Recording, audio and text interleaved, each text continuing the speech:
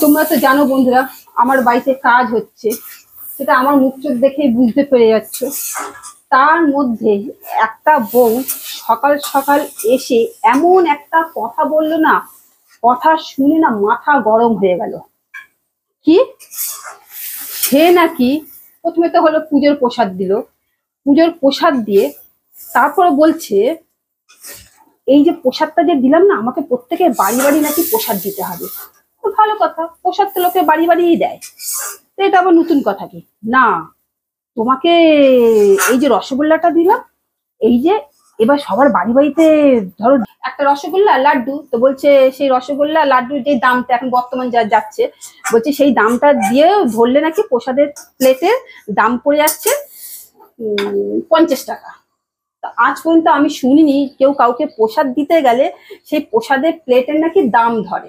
আমার এটা আইডিয়া ছিল না। তো সব থেকে আমার ঘরে যখনই প্রসাদ পুজো হতো, আমি তো সবাইকে ডেকে ডেকে বলতাম এই আমার বাড়িতে যে পুজো আছে তোমরা চলে এসো। কোনোদিনও আমি সেটা ভাবিনি যে কে কত টাকা দামে কি নিয়ে আসলো না নিয়ে আসলো। আরে পুজো, প্রসাদে কি হয় নাকি? যাই হোক গে, মানুষের এই ছোট ছোট চিন্তা দিয়ে না বোঝা যায় তার মানসিকতার পরিচয়টা। তারপরে সে প্রসাদটা দিয়ে চলে যাওয়ার পর ঠিক 2 মিনিটও হলো না, তারপরে এসে আমাকে বলছে এত খরচা বেড়ে যাচ্ছে না, এই বেড়ে যাচ্ছে না। তো আমি বললাম তো কি হয়েছে, কেন ঘরে কাজ হচ্ছে, তার সাথে আমার তো সে মানে ভালোই লাগছে না কথা বলতে, কি কথা বলবো? কেন আমি তো বুঝতে পারছি না, আমার নিজের মুখ চোখ দেখে বুঝতে পারছো টালির কাজ হচ্ছে, নোংরা চোংরা।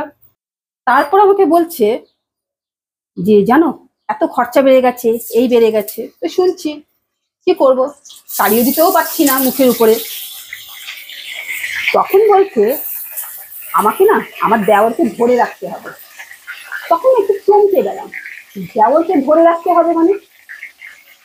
দেওর কি বাচ্চা ছেলে যে তাকে দড়ি দিয়ে বেঁধে রাখতে হবে আর ধরে রাখতে হবে? কথাটা শোনো, মানে কোন অ্যাঙ্গেল দিয়ে সে কথাটা বলেছে আমি কিন্তু প্রথমে ধরতে পারিনি। কেন, আমি যেহেতু বাইরে থেকে এসেছি, বাংলা কথার ভাষটা না আমি অতটা বুঝতে পারি না। তো শুনছি, শোনার পর আমি তবে অনেকক্ষণ পর ও বলে যাচ্ছে, তো ওর কথার ধরন দেখে তারপরে বুঝতে পারলাম ওর কথার ইঙ্গিতটা ভালো না। আমি তখন বললাম ও মানে ধরে রাখার মানেটা হচ্ছে মানে ওকে ফাঁসানো। এই যে আমরা যে পরকীয়া নিয়ে যে বলছি, বা এই যে সেকেন্ড ওয়াইফ সেকেন্ড হাজবেন্ড, মানে সেই কথাটার ওর মানে দাঁড়াচ্ছে। আমি বলছি আচ্ছা, তখন মানেটা আমি তখন বললাম ও ওই ভেবে তুমি ধরে রাখবে, তাহলে তো ভালো। তো তো শুনলাম, শোনার পর আমি তখন বললাম তো এই যে তুমি যে সবার নামে যে বলো ওই বউটার চরিত্র খারাপ, এই খারাপ সেই খারাপ, তাহলে তো লোকে তো তোমাকেও বলবে তোমার চরিত্র খারাপ। তো বলছে তা কি হয়েছে, আজকাল তো ঘরে ঘরে এরকম ঘটনা। আমি কি ও, না না আমার মেয়েটা এখন বড় হচ্ছে না, আমার মেয়ের তো এখন পড়াশোনা খরচা বাড়ছে, এই বাড়ছে সেই বাড়ছে, আমার এটা না করলে তো হবে না। আমি বলছি না, তাহলে বুঝতে পারতো। আমি তখন বললাম তো তুমি তো রোজগার করতে পারো, তুমি তো নিজে এদিকে বলো শিক্ষিত,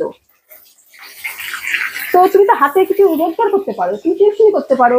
তুমি আমি জানি না তোমার, আমি কাউকে চট করে তার শিক্ষাগত যোগ্যতা জিজ্ঞাসা করি না।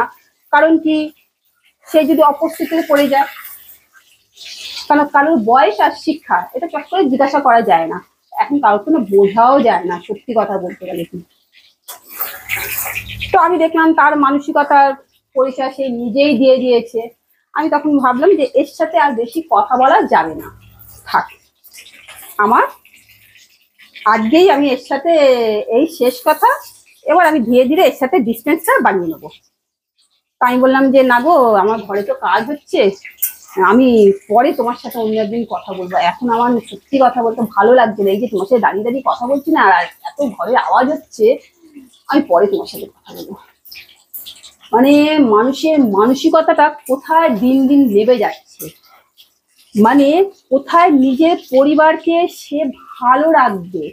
আজকে তুই যে ঘটনাটা করছিস বা ঘটাচ্ছিস নিজের ঘরের মধ্যে, আজকে তো তার মেয়েটা বড় হচ্ছে, তার মেয়েটা অন্য বাড়িতে গিয়ে কি করবে তোমরাই বলো, আমি তোমাদের উপরে ছেড়ে দিচ্ছি। আমরা বলি যে সমাজটা নষ্ট হচ্ছে, এরকম কিছু মহিলাদের জন্যই কিন্তু সমাজ নষ্ট হচ্ছে, এমনকি নিজেদের বাড়ির পরিবারের ভেতরেও এরা অশান্তি করছে, এবং এমনকি নিজেদের পরিবারটাকেও নষ্ট, এরকম কিছু নেই। যা কথা বলতে বলতে আমার এই পরিষ্টাই পুড়ে গেল। ঠিক আছে, পরে আবার কথা হচ্ছে, নাহলে রান্নাটা না আজকে খাওয়া যাবে না।